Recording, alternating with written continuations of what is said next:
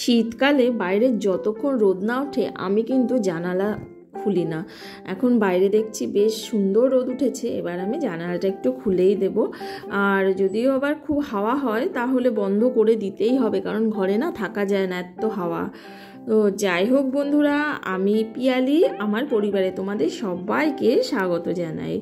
আর আশা করি তোমরা সবাই ভালো আছো, আমিও কিন্তু ভালোই আছি। বাইরেটা এত সুন্দর রোদ দেখে মনে হলো না এখান থেকেই আজকে আমি ভিডিওটা স্টার্ট করব। যাই হোক, এখন তো সকাল আর আমার ছেলে তো চলেও গেছে স্কুলে, আর আমি এবারে একা একা একটু যা হোক কাজকর্ম করছি সেগুলো তো ভিডিও করবই।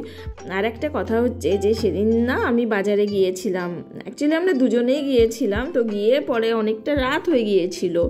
আর এই চিংড়ি মাছটা তখন নেওয়া হয়েছিল, কিন্তু সেটা কাটাতে তো অনেকটা সময় লাগবে, তাই ভীষণ বড় বড় হাবভাব দেখিয়ে নিয়ে চলে এসেছি। এবার আসার পর পড়েছি তো মহা বিপদে, ওইগুলোকে কাটতে গিয়ে আমার কতটা টাইম নষ্ট হয়েছে। যা হোক লাস্ট পর্যন্ত পরিষ্কার করে টোরে ধুয়ে আর আমি এবার একটু ভাজাও করে নিচ্ছি। আজকে বানাবো হচ্ছে গাঁটি, আর তার মধ্যে একটু আলুও দেবো, সেটা দিয়ে চিংড়ি দিয়ে বানাবো।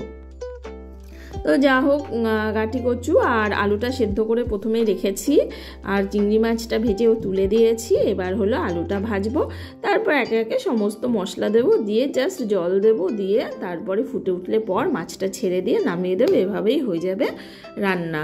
আর একটা কথা হচ্ছে যে সত্যি আমি একদম সিরিয়াস হতে পারছি না আমার ইউটিউবের ভিডিও নিয়ে। নিজের খুবই খারাপ লাগে, কিন্তু জানি না কি কারণে হচ্ছে না। কখনো মনে হচ্ছে খুব সিরিয়াসলি আমি কাল থেকে প্রত্যেক দিনই ভিডিও দেব, আবার কখনো কোনো না কোনো কারণে কিন্তু ভিডিও করাই হচ্ছে না। না হয় বাড়ি থাকছি না, না হয় কি হচ্ছে জানি না। যাই হোক, কবে থেকে যে সিরিয়াস হতে পারবো বুঝতেও পারছি না। ভীষণ গ্যাপ পড়ে যাচ্ছে আমার, একদিন ভিডিও দিচ্ছি তো তারপরে আর আমার দেখাই নেই। এরকমটা করলে কিন্তু মোটেও হবে না, সেটা জানি, তা সত্ত্বেও হচ্ছে না। তো যা হোক, মশলা টশলা দেওয়ার পরে আমি এবার কিন্তু এইগুলো গাঁটি কচুটা আর আলুটা তুলে রেখেছিলাম, তো ওটা একটু পরে দেব। এটা একটুখানি কষিয়ে নেব বলে দিয়েছি।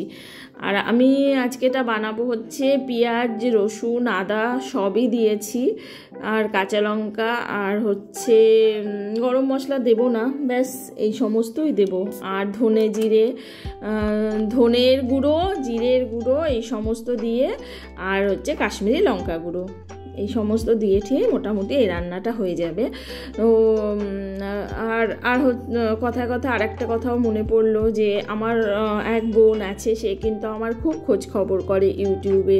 সত্যি আমার খুবই ভালো লাগে যে ও কদিন আমাকে দেখতে না পেলে আমাকে কিন্তু মেসেজ করে যে দিদিভাই কেন ভিডিও দিচ্ছ না। সত্যি আমি যদি ওকে ফোনে যোগাযোগ করতে পারতাম তাহলে হয়তো খুব ভালো হতো। দেখা যাক, নাম্বার নিয়ে আমি যোগাযোগ করব। তো আজকের মতো